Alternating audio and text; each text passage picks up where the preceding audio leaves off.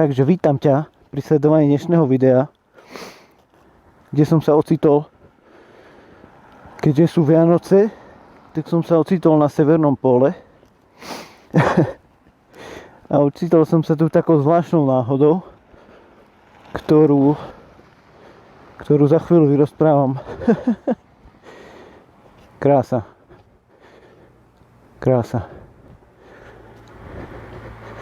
Teraz uvidíme, či sa strepem alebo nestrepem pri odchádzaní. To bude dosť možno kľúčové a možno menej kľúčové. Uvidíme, či naštartujem, baterka je slabšia. Á, krásne. A teraz pekne odísť.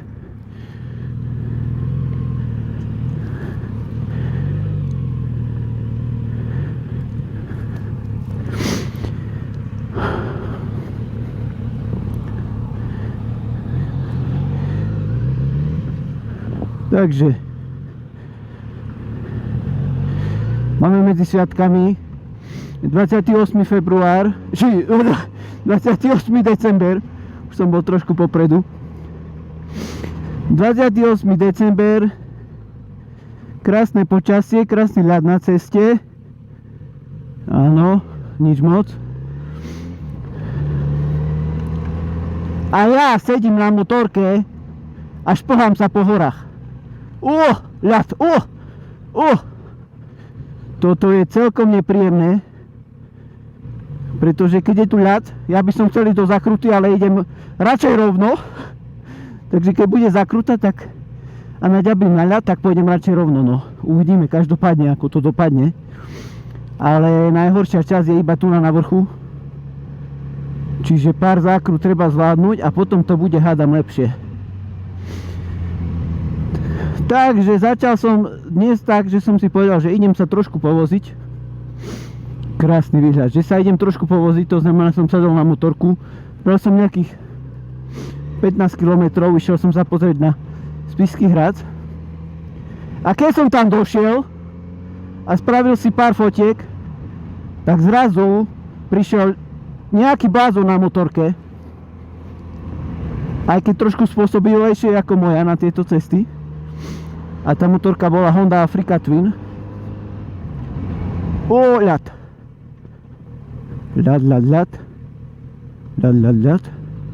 A blázon mi hovorí, že idem sa pozrieť na Štrbské pleso.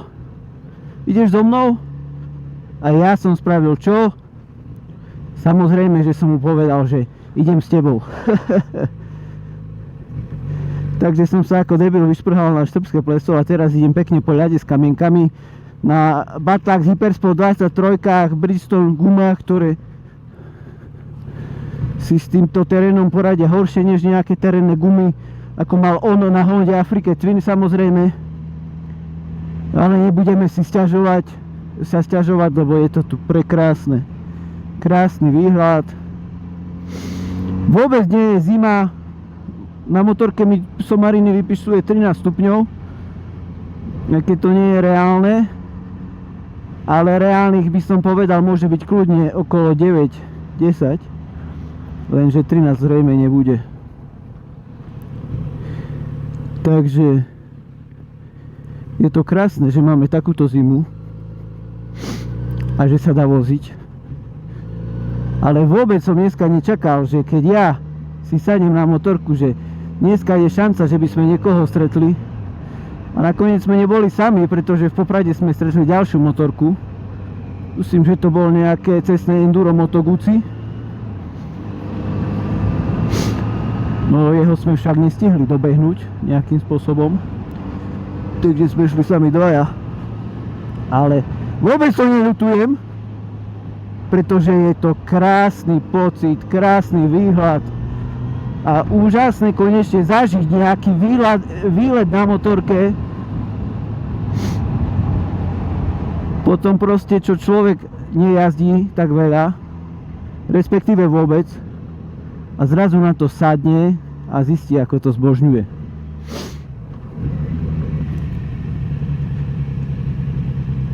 A cesty sú naozaj veľmi dobré, pokiaľ sa netrepete do takýchto končín, ako sa trepem ja, tu sa dejú veci na pravej strane, tak musím otočiť hlavu.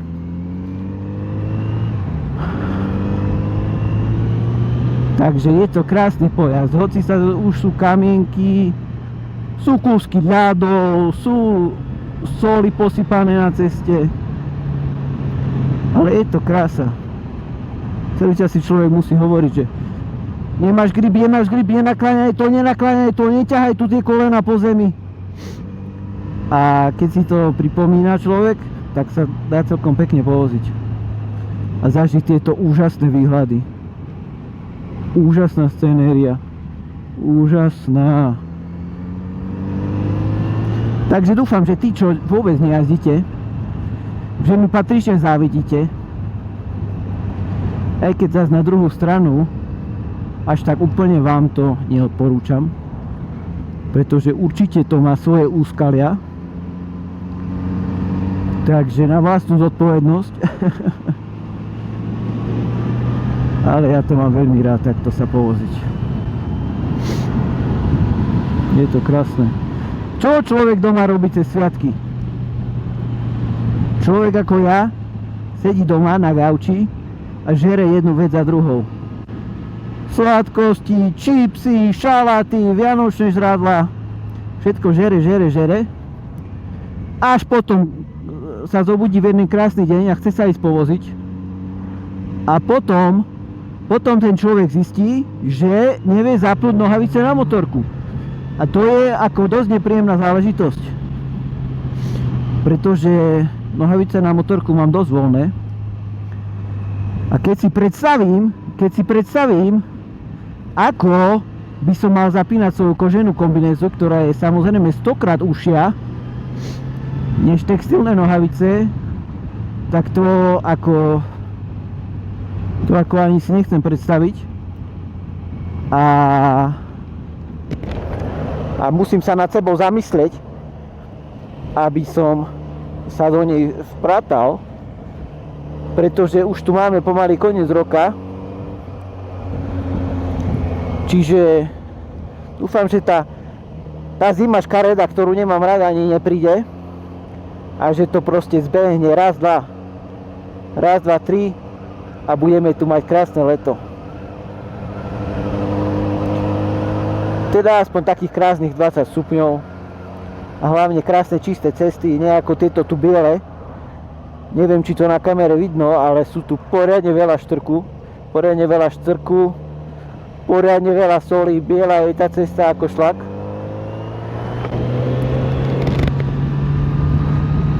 Ale stále to je lepšie, než by to mohlo byť. Čiže sme spokojní aj za to, čo je, no. Ďalšia horšia vec je tá, že je to dosť nepríjemné. Napríklad po jazde ísť umyť motorku, nemáte doma vapku, mrzne vonku a vy, keďže tam máte nadžabáno soli, tak motorku chcete umyť. A keďže za chvíľu začne mrznúť večer, ochladí sa, tak už to začne mrznúť na motorke a vy to budete utierať, budú vám mrznúť ruky a bude vám mrznúť mozog z toho. A takto. Ale keď ju miluješ, nie je čo riešiť.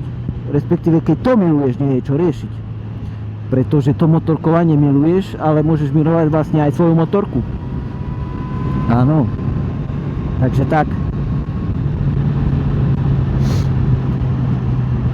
Na počudovanie dnes vôbec nie je zima ani na ruky, ani na nohy. Na mňa to proste táto zimné motorkovanie pôsobí ako otužovanie. Viete, jak ľudia sa chodia kúpať ľadové medvede do studenej vody, vysekajú si dieru v ľade a idú na to, tak ja namiesto toho sadnem na motorku a idem sa voziť. Takže je to, si myslím, prospešné pre mňa. Určite vlastne. A keď som vám to neodporúčal, tak si myslím, že to je proste prospešné. Že to má samé pozitívne účinky. Ako napríklad na degradáciu mozgových bunok. Ďalej ako na reumu klbov, keďže vám kolena mrznú. Aj keď pravdu povedem, menej nemrznú. pretože mám nohavice textilnej blúzy a tie sa mi naozaj zdajú veľmi dobre, napríklad oproti textilnej bunde, čo mám, je mi fakt teplúčko. Neviem, ako to máte vy, alebo možno to bude iba tým, že mám proste šitnú bundu. Že som takýto, že ako si nekúpim poriadnu bundu a mám šitnú bundu. Je to možné. A ak by niekoho zaujímala takáto vec, že ako to, že mi nie je zima, aj keď mám na sebe šitnú bundu, tak podstata je tá, že mám na sebe ako celé vrstvy, keď pozerám sa na to, že rátam tie vrstvy, ktoré sú s dlhými rukami, tak proste mám na sebe 5 alebo 6 vrstiev. Hej. Ako dnes je extrémne teplo, keďže je okolo 10 stupňov, ale keď sa idem voziť a je okolo 0, tak mám na sebe 5 alebo 6 vrstiev, to znamená nejaké dlhé tričko, tenká mikina, na to hrubšia mikina, na to ešte nejaká ďalšia mikina a potom bunda, textilná motorková bunda s teplou vložkou. A najpodstatnejšia vec, zrejme si myslím, že najpodstatnejšia vec pre mňa v týchto zimách je nepremok. Ja mám konkrétne nepremok od Scottu, ale proste takýto gumeno-igelitový nepremok si myslím, že bude každý dobrý. No určite nie každý, rozprávam zase hovadiny, lebo aj nerozmýšľam, čo rozprávam, ale proste poriadny nepremok, proste gumová záležitosť, ako keby ste sa dali do gumy alebo do gumeného skafandra, tak proste toto vode odolné, keď si na seba dáte, tak rovnako to bude krásne aj vetru odolné. A keďže na motorke idete povedzme 100 km za hodinu, keď ste takíto darebáci, lebo ja chodím iba do 50, ale ak vy chodíte aj do 100, tak proste v tomto nepremoku na vás nebude fúkať vietor. Hej? Čiže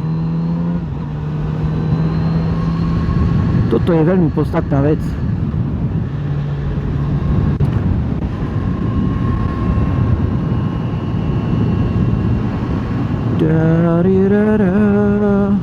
Čižmičky mám Alpinstars SMX6 V2, klasická verzia, ktorá nie je Gore-Texová. A je mi v tom krásne teplúčko. Krásne teplúčko. Neviem, ako je to možné, ale je to tak.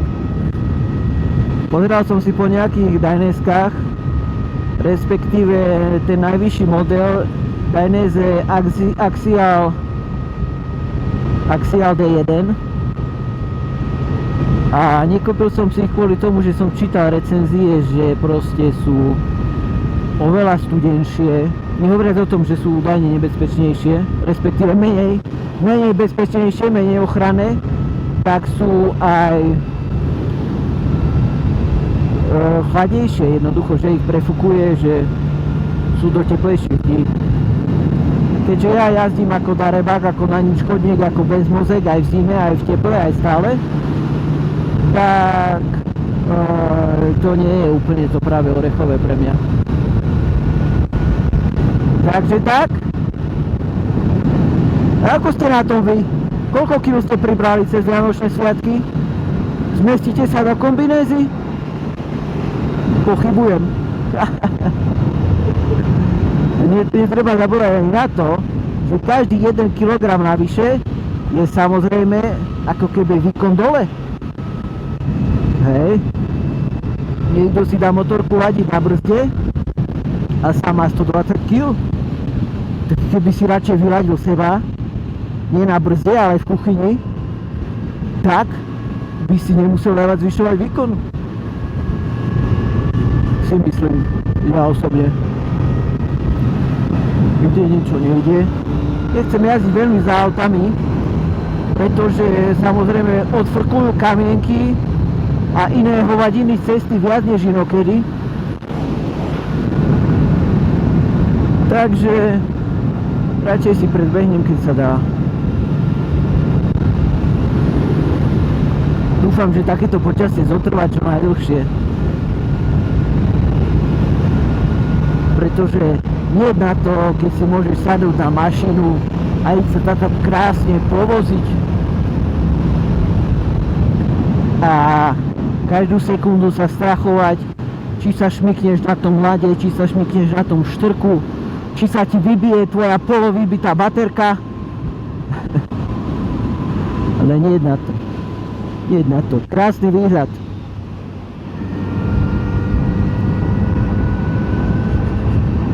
Osobne si ale myslím, že tento trend, akýsi trend jazdenia, respektíve využívania motorky aj v zimných mesiacoch, tak začal nejako viacej prekvitať jednoducho.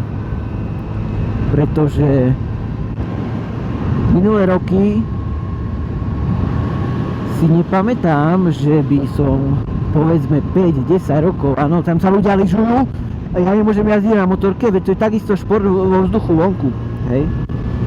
Takže po minulé roky, povedzme 5 až 10 rokov si vôbec nepamätám, že by takto december, január, február bolo vidieť motorky na ceste, hej. Ako druhá vec je tá, že globálne oteplovanie a podobné záležitosti, ktoré tu nemením rozoberať a nevyznám sa do nich, ale jednoducho je teplejšie, nebudeme si hovoriť, že nie je, ale je teplejšie.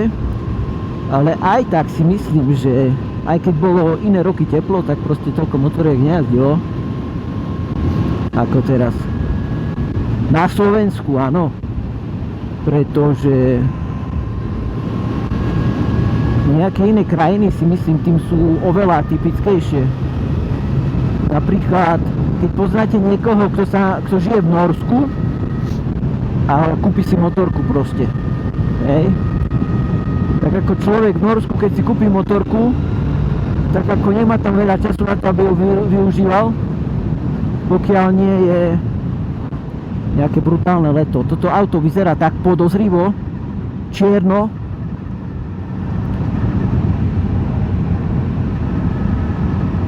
Takže neviem, či áno, či nie, ale nie.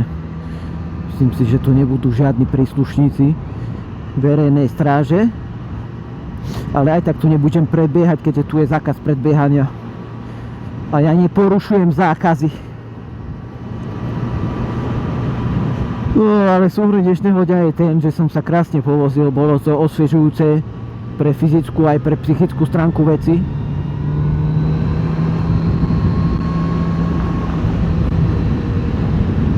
Takže som rád. Môžem veselo zase sadnúť doma do kresla a nažierať sa. Pretože čo iné ostáva takto cez sviatky a medzi sviatkami.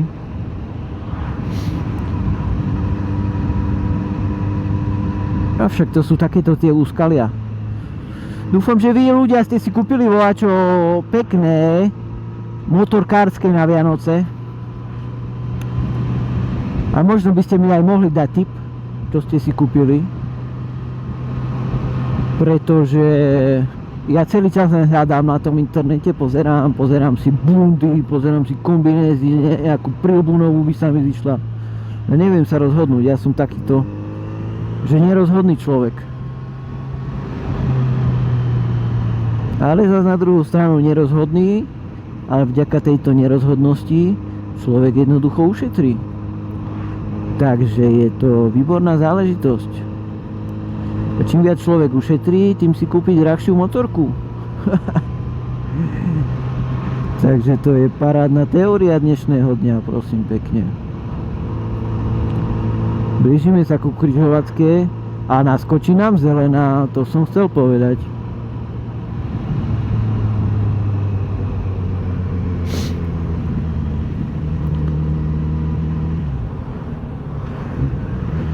Takže teraz si vyhlasíme takúto súťaž, v ktorej nikto nič nevyhrá, ale vyhrať môže, ale nevyhrá nič. Takže ak niekto jazdíte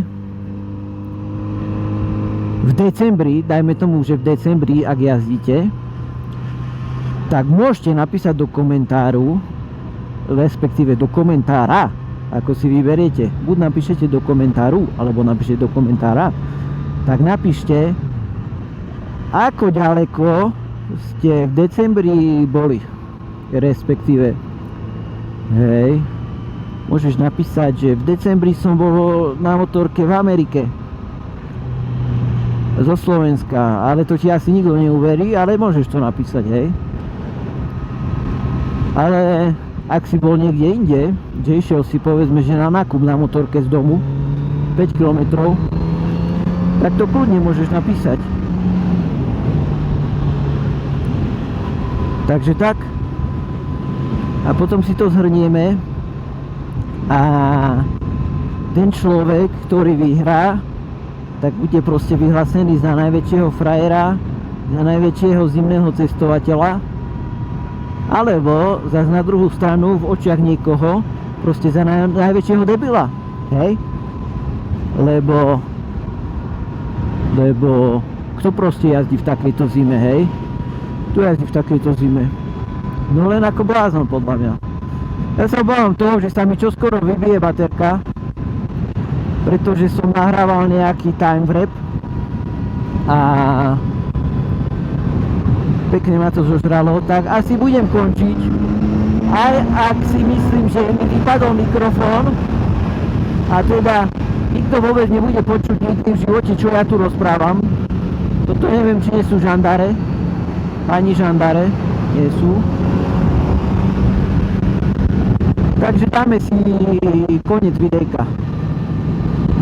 Takže kľudne sa mi ozvite do komentárov, dajte mi like, odber, ak sa vám náhodou takýto žáner videí páči. A ja možno ešte niekedy v budúcnosti nahrám nejaké videjko. Ale nie som si istý. Takže dovidenia a majte sa. Čau.